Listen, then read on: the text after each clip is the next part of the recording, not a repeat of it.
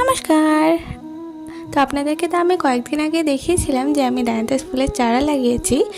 তো সেই চারাগুলিকে আমি ইতিমধ্যে বড় টবেও লাগিয়ে নিয়েছি, সেই ভিডিওটি আর করা হয়নি।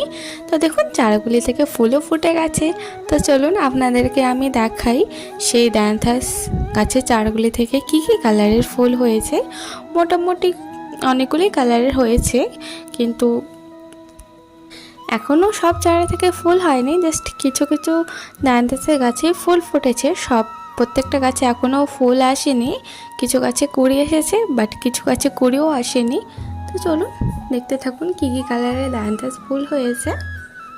আর আপনাদেরকে সবথেকে কোন কালারটা ভালো লাগছে অবশ্যই কমেন্ট করে জানাবেন। আর আমার চ্যানেলে যারা নতুন বা আমার ভিডিও ফার্স্ট টাইম দেখছেন আর এখনও পর্যন্ত চ্যানেলটিকে সাবস্ক্রাইব করেননি, তারা অবশ্যই গিয়ে চ্যানেলটিকে সাবস্ক্রাইব করে আসুন। আর আমার ভিডিও আপনাদেরকে কেমন লাগে অবশ্যই জানান।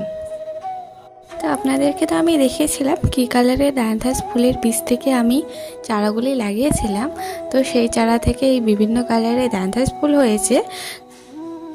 আমি ঠিক বলতে পারছি না এর কারণটা কেন এরকম হয়েছে, বাট এর আগে আমার কাছে আরও বিভিন্ন ডায়ান্থাস ফুলের গাছ ছিল। তো হয়তো এটা পরাগায়নের কারণেই এরকম হয়েছে যে এক ফুল গাছ থেকে আরও বিভিন্ন কালারের ফুল হয়ে গেছে। তো আজকে এ পর্যন্তই, টাটা।